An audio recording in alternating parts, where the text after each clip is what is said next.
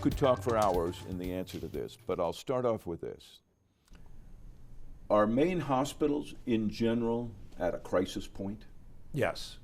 Not all of them, but I would say for the first time in my career, I would say that a very large percentage of them are, yes. Why? And how bad? Yep, so a couple of things. I call it the pandemic hangover, okay? So you start with, healthcare in a rural state has always been difficult. It's been difficult forever. We're the oldest state in the country. We're the most rural state in the country. Those two facts right there make it just all that more difficult for Maine hospitals to provide care. You've got less caregivers because we got older people. Older people need more care. So that right there creates problems. But then the pandemic came in. And while we were hoping we would go back to whatever normal was before the pandemic, we haven't. And multiple things occurred. I would argue the biggest was the impact on our workforce. And from COVID? Yeah, for sure. So, listen, it's a challenging job anyway to be a nurse or a doctor or a technician, whoever you might be. But the pandemic literally fried our workforce, okay? Because it drove people out? Absolutely. It drove them out. Listen, we had, the great retirement occurred. If you were close to retirement, you took it. And then for those that we called heroes, and we meant it and mean it, they just got burned out. It was the pandemic that wouldn't end, right? Mm-hmm. We thought 2020 would be it. It goes well into 22. And just the dawning of the PPE, the watching the death and illness, and the volume that they were dealing with just burnt them out. So we come out of the pandemic with huge labor shortages for all of those reasons. And also remember, one of our biggest challenges with our why we're doing so poorly is during the pandemic, we were, because of all the things I just described, we were heavily reliant on travelers, what we call, temporary staff, traveling nurses, expensive. Incredibly expensive. And here's what happened. I remember being interviewed in the middle of the pandemic, and I said, when this whole thing is over, we'll go back to such and such. Well, what a joke that was. So we now know our traveler costs obviously peaked during the pandemic, and they are now 50% more than they were pre-pandemic. So sure, it came down, but it stayed at a terribly high level. Well, that has just broken the back of our members financially, and it's also difficult to we've heard a lot staff. About travel nurses getting paid $100, $200 an hour, or however that works. That's still happening. Yeah, it's not as bad as it was peak pandemic, but oh yeah, it is still happening. So we are, it's not as much money as it was, and we are using fewer than we were, but it's still artificially, I call it artificially high compared to before the pandemic. And that's a huge financial burden on these hospitals. Absolutely, yeah. I remember one of my hospitals who was losing a boatload of money, and the finance person said, if I got rid of my traveler costs, I'd be breaking even right now. And I can't remember how much he was losing, but it was a lot. I mean, that was very typical. So I want to back up to something you said. One of the problems we face is that we're oldest population, most rural, but we've been that for decades. Yes. So isn't the healthcare system used to dealing with that? For sure, but as I have said, the chickens are coming home. We predicted a lot of these things back, years ago, where we said, well, what are we going to do when the baby boomers retire? And they need care, and we don't have as many people to care for them. Well, guess what? That's where we are. So all of these problems that have been simmering, listen, behavioral health, before the pandemic was a major problem. Behavioral health problems exploded during the pandemic. So now all of those, as I always say, societal ills land in the hospital emergency department. People don't realize that, but it's the truth. Opioids, behavioral health, homelessness, you name it, ends up in the hospital emergency room. And that is what has been going on. And you depend mostly on government to pay those costs. That's right. That's exactly And they don't right. pay all of the costs. No. I'll give you three numbers that I think tell the story. So they did a national study, said 49, if you have Medicare and Medicaid as a hospital, and 49% of your business, if you will, is Medicare and Medicaid, you can make some money, right? They're nonprofit, but you have to have a margin, right? If it's 61%, they consistently lose money. Maine hospitals, 67%. So are That tells all you of the Maine's story. hospitals losing money? Not all of them, the majority of them are, but the ones, what we have found over the years, and especially worse since the pandemic, is while you might be making a margin, those numbers shift. We don't have many hospitals that are consistently making one. They might have had some sort of a settlement with a government payer or something, and they make money one year. Next year, they're below the margin, and it moves around. But about half or more are losing now. But the thing that little statistic doesn't tell, the reason it doesn't tell the whole story is, it's the amount they're losing. We've never seen this before. I mean, it's well documented that Northern Light, our second largest system, losing 120, 140 million, depending on the year. We've never seen losses like that. We're used to hospitals losing some money, but not tens and tens of millions of dollars. And I think this revelation of the financial problems at Northern Light, Eastern Maine Medical, was a pretty harsh wake-up call for a lot of us, No me question. included. Yeah. But they had been losing significant amounts of money for several years. Yes, but I mean, How does that happen? Where does it? Somebody somewhere has to just swallow it. well, so multiple things occur. Okay, so whatever reserves they have for cash and et cetera, right? They're having to drain. There's no question about that. You go into some debt. You have to delay paying your vendors, which is a big problem. And then you don't invest in your facilities.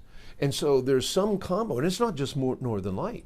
I talk about Northern Light. We have troubles in Lewiston, no question, with our hospitals there.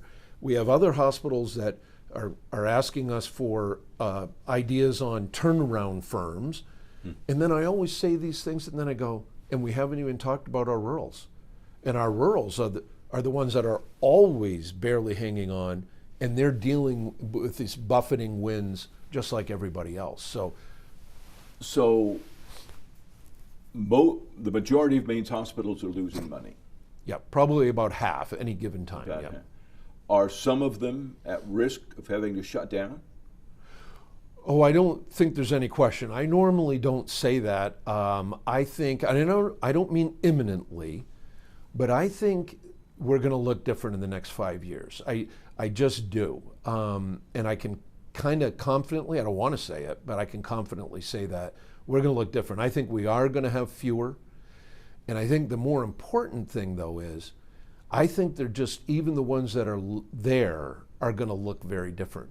I don't know how you can look at the scale of losses and not understand we're going to have to, I can use words like restructure or dismantle things or whatever, but we're talking about, let's just be honest, for the average person, we're going to lose some services, we're going to be waiting longer, and we're going to be driving further.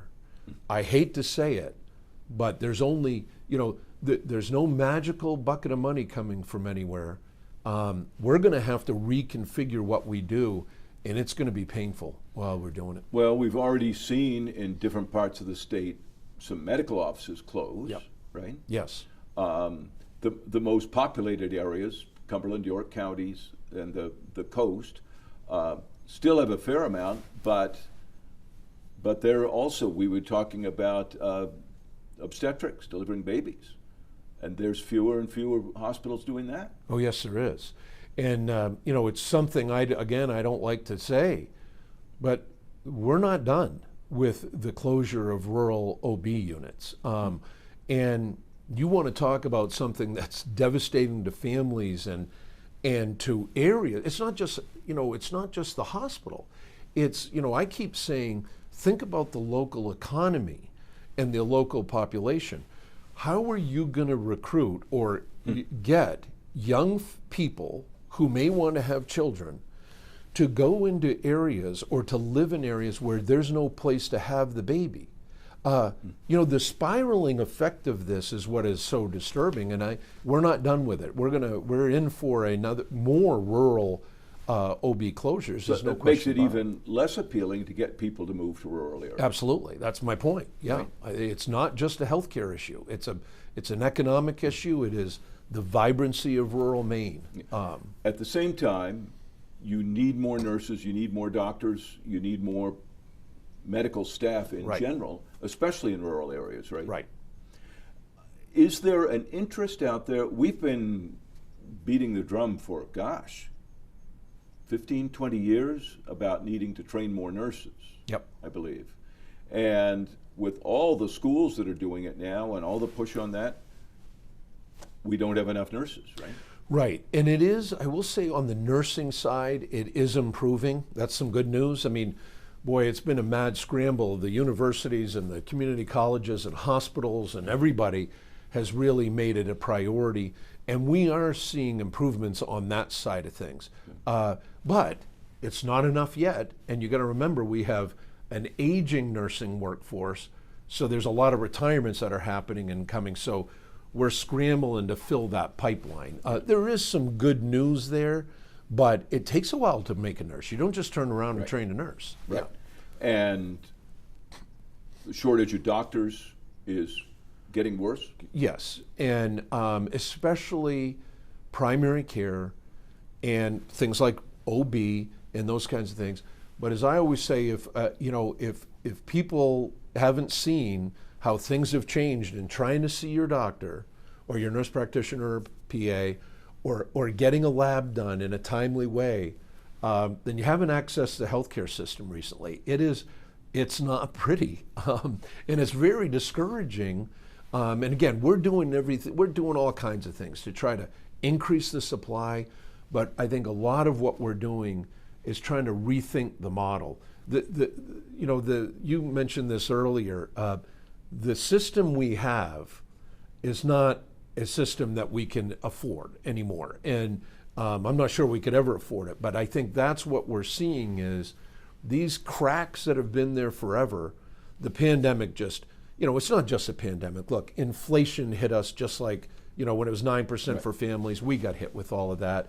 The commercial insurance companies, they're not just denying care for patients and people, they're giving my members a hard time. It's all of this is converging, but those cracks are really starting to grow. We're going to have to change the system, and it's going to be hard to do. So, if you're king for a couple of weeks, because some of this stuff takes time, what would you change in Maine? Does it have to start with Medicare and Medicaid Yep. providing more payment? Is that the root of it? Yeah, that's a big part of it. I mean, and I was thinking of this. I mean, listen, in the scheme of the healthcare system, rural hospitals cost almost nothing, okay, relatively speaking. It's what I always say, it's a rounding error. The size of hospitals and systems across this country are so big, and though of course this care and the money and the patients and the people, they're in the cities and the greater areas. Rural hospitals cost relatively nothing. First thing I would do is substantially change the rural reimbursement and increase it to make these places whole, because they are so vital to patients and communities. And in the scheme, the way they spend money in Washington, this is hardly a drag on the federal budget. That's the first thing I would do. So you've got to start with the public payers, because they're the poor payers. They are the ones that don't pay well and cause us to have to shift our costs to others. 67% of the patients in Maine Hospital. Exactly. So you start there. I do think the state needs to take a hard look, and the federal government, at the behavior of the for-profit commercial insurance companies. I mean, listen, you can't pick up the newspaper. Forget what they're doing to hospitals. Just look at what they're doing to people. Right. You got to rein them in. You don't have to cause them to go out of business, but just they got to change some of those practices.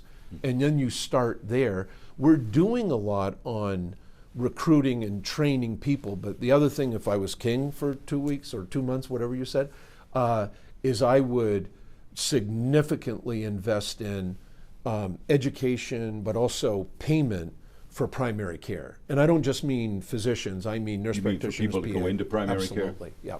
Because, that is decaying so rapidly.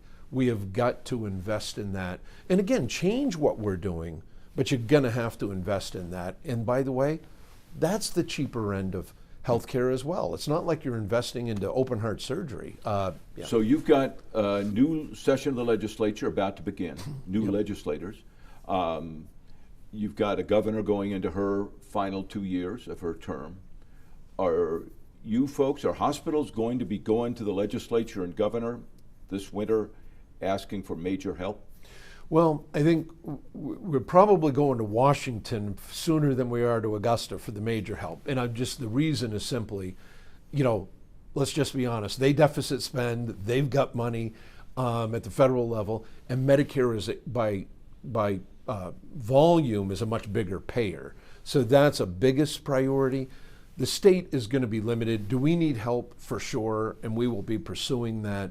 But a much bigger game will be at the federal level. It's just got to be, and we've got to partner with other states that are in our. Other than the state's been trying, sort of in fits and starts, for the last few years to deal with this behavioral health problem. Correct. I know they're quick to say, "Oh, look at all this money we put in," but we still have the problem. Huge, and then the other piece we haven't even talked about is the nursing home side. And you might wonder, why is a hospital guy talking about nursing homes? The problems in the nursing homes affect us directly.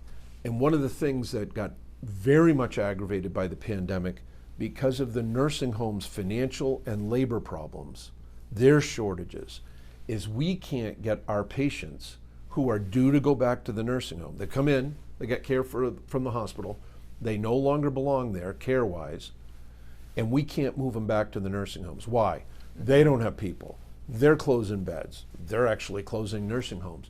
So this system is, as I often say, it's not just fragile, it's decaying everywhere. So you got behavioral health, big one for us. We can't move patients out of our emergency rooms in order to get appropriate care.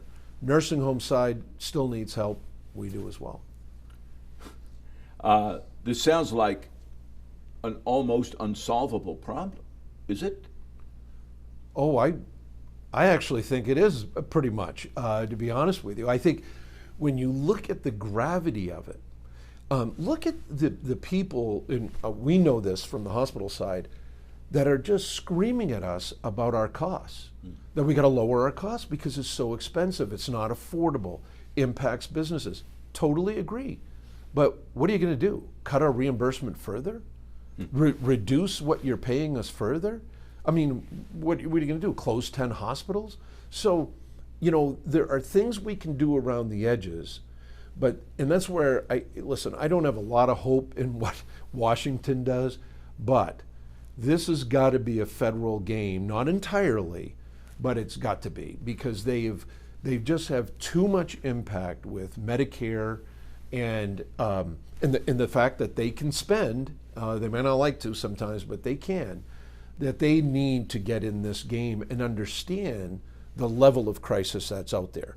And it isn't about just preserving a hospital. We're talking about access for people. And they might not need full access to every single thing like we've had in the past. I think those days are probably over. But we need access to care at some level throughout the state of Maine, and I would argue the rest of the country. And that's why we need their help on that one as well. And final thing, we talked before we started recording about the difficulty for people simply finding physicians. Yep. And that appears to have become significantly worse, even in metropolitan areas. Absolutely. Yeah. It's a problem in the lower part of Maine. It's a problem everywhere. And there's no doubt about that. I think most people know to some degree, if you've tried, you know something has changed. And I think that's the difficulty. I think, look, when I say it's, whatever it means to solve the problem, I don't even really know what that means anymore. If it's going back to whatever the good old days were, it isn't happening, okay? And I think what's going to happen, and people will not want to hear this or feel it, is that we're all going to see some sacrifice here because the system we have developed is not sustainable. There's just not enough money. We're losing population in rural areas, which that's kind of nobody's fault, but it's a reality. And so there's going to be changes that are going to be difficult, and it means less access to nearby services, to everything we want. And that's going to be hard for people, but I think we need to start being real with people that that's where we're heading.